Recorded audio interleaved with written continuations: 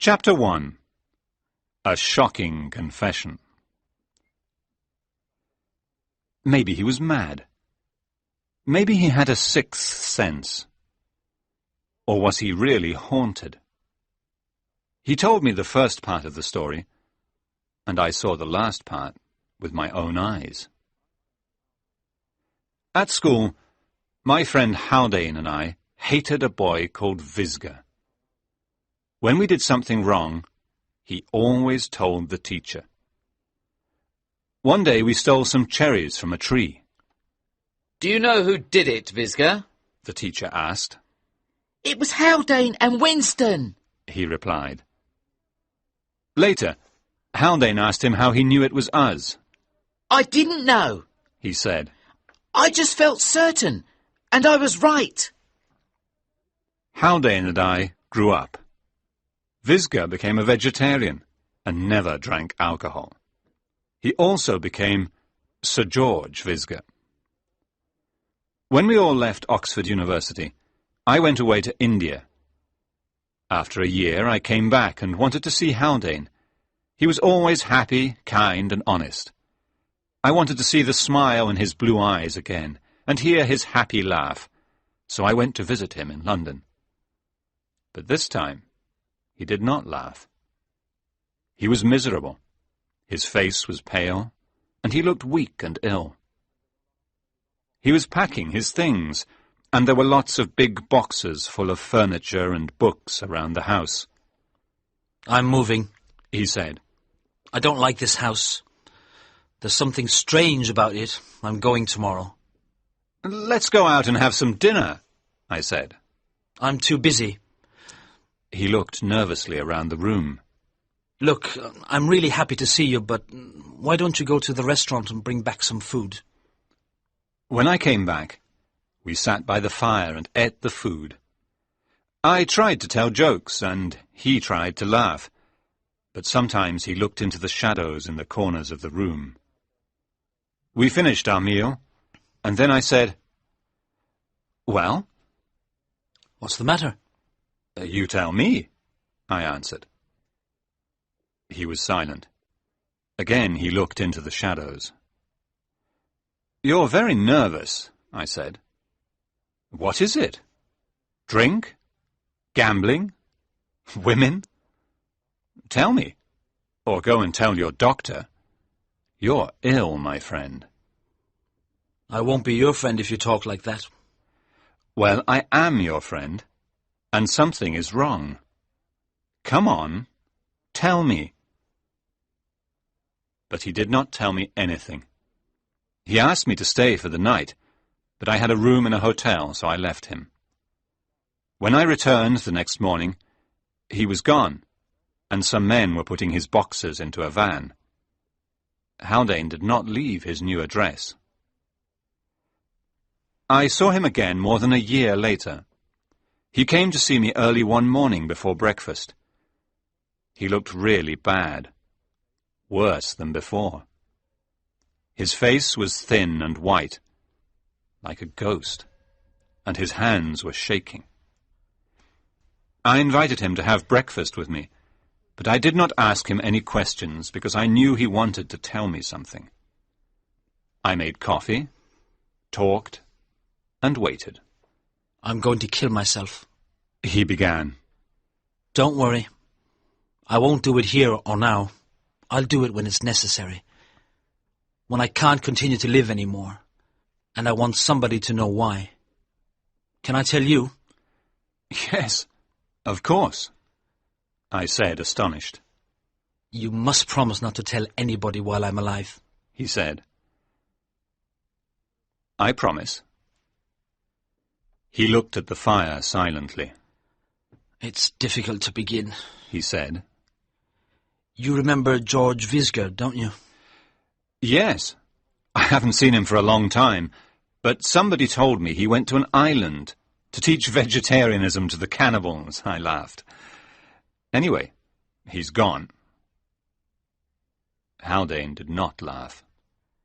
"Yes, he's gone. But not to an island.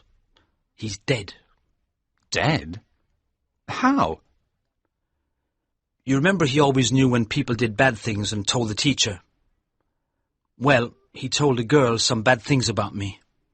I loved her, but she left me. Then she died suddenly. Oh, it was terrible.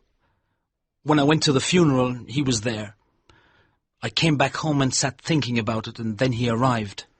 I hope you told him to go away, I said angrily. No, I listened to him. He came to say it was better that she was dead and we hadn't got married. I asked why, and he said because there was madness in my family. And is there? I don't know.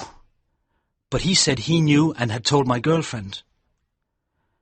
I said I never knew anything about madness in the family. And he said, so, you see, it's better you didn't get married, isn't it? And then I put my hands around his neck.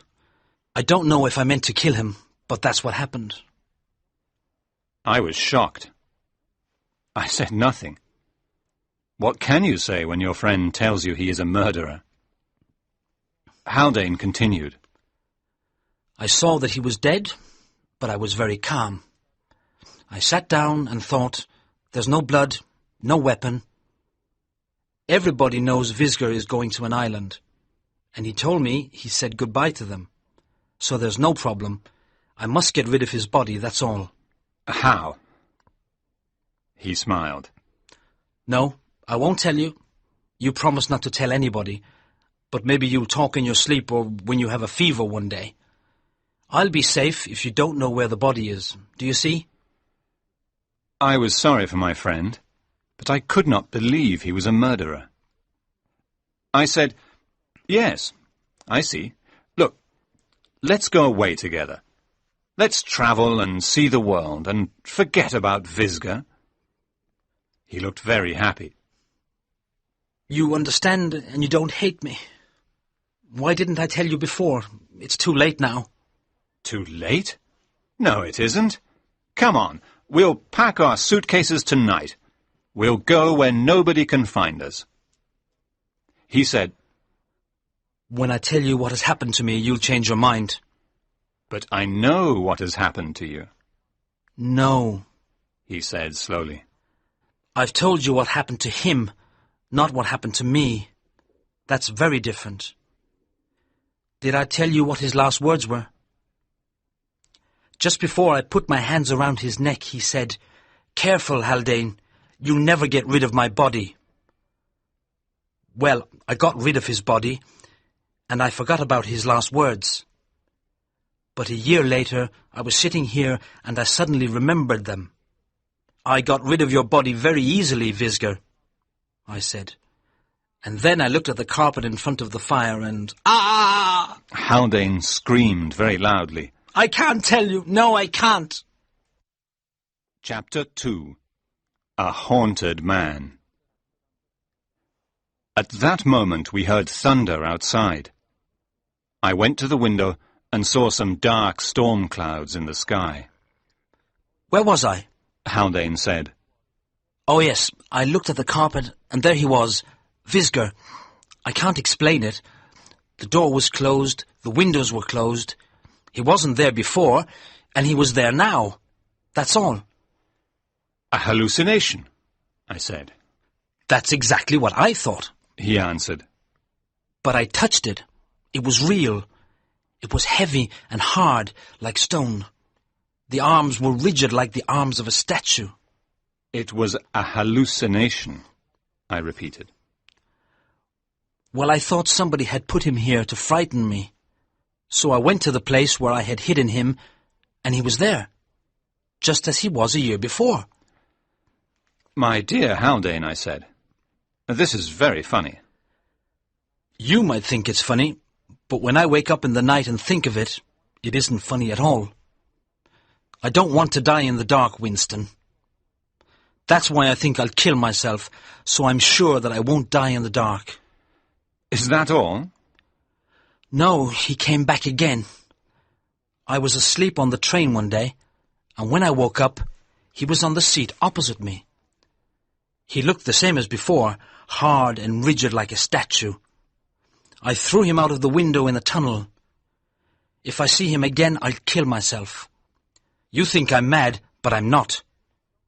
You can't help me. Nobody can help me. He knew, you see. He said, "You'll never get rid of my body." And I can't.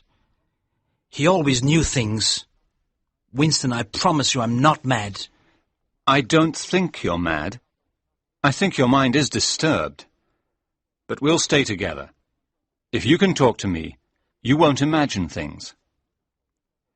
So we went travelling together, and I was full of hope. Haldane was always a rational man, and I could not believe he was mad. I wanted to help him get better. After a month or two, the madness passed, and we joked and laughed again. I was extremely happy that my old friend was normal. He's forgotten about Visga, I thought, and now he's fine. We arrived in Bruges, where there was a big exhibition, and all the hotels were full. We could only find one room with a single bed in a hotel called the Grande Vigne, so I had to sleep in the armchair. We had dinner and went to a pub, and it was late when we returned to our room. We talked for a while, and then Haldane got into bed. I tried to sleep in the armchair, but it was not very comfortable. I was nearly asleep when Haldane began to talk about his will. "I've left everything to you, Winston," he said. "I know I can trust you to take care of everything." Thank you, I said sleepily. Let's talk about it in the morning. But he continued, telling me what a good friend I was. I told him to go to sleep, but he said he was thirsty. Oh, all right, I said. Light the candle and go and get some water. And then, please let me sleep. No, you light it. I don't want to get out of bed in the dark. I might step on something or walk into something that wasn't there when I got into bed. I lit the candle, and he sat up in bed and looked at me. His face was very pale, his hair untidy, and his eyes were shining. "That's better," he said. "Oh, look here. There are 2 big letters on the sheet in red cotton. G.V. George Visga." No, it's the symbol of the Hotel Grande Vigne, I said. Hurry up and get the water. "Please come with me, Winston." I'll go down by myself. And I went to the door with the candle in my hand. He jumped off the bed in a second. "No, I don't want to stay alone in the dark," he said, like a frightened child. I tried to make a joke of it, but I was very disappointed. It was clear to me that all my time spent trying to help him had been wasted, and that he was not better after all.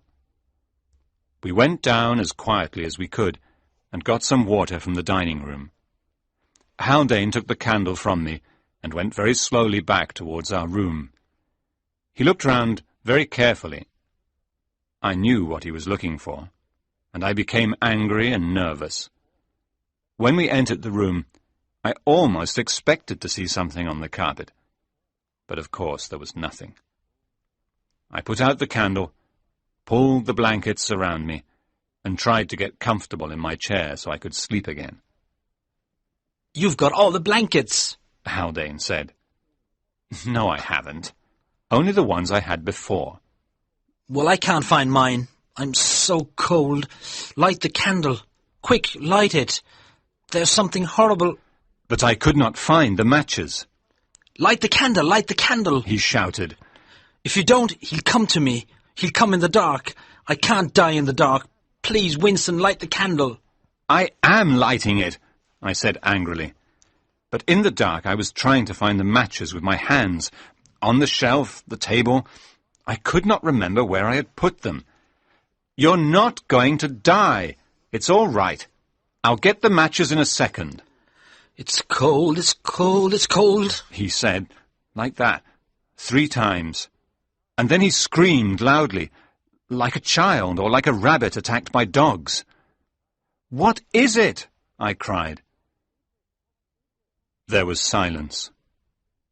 Then, very slowly, It's Visga, he said. and his voice seemed strange and distant. "Of course it isn't." My hand found the matches as I spoke. He's here! He screamed. Here, next to me, in the bed! I lit the candle. I ran to the bed. He was lying on the edge of the bed. Next to him was a dead man, white and cold. Haldane had died in the dark. There was a simple explanation. Haldane and I were in the wrong room, the dead man's room. His name was Félix Leblanc, and he had died from a heart attack earlier that day. I found out more information in England. The police found the body of a man with a bottle of poison in his hand in a railway tunnel. His name was Simmons, and he had drunk poison in Haldane's carriage because he was depressed. Haldane had thrown his body out of the window. Haldane left me all his possessions in his will. I asked a police inspector to be with me when I opened the boxes he had left me. Inside one were the bodies of 2 men. One man was identified later. He was a salesman who had died of epilepsy. The other body was Vizga's. I leave it to you to explain the events in this story. I cannot find an explanation that satisfies me.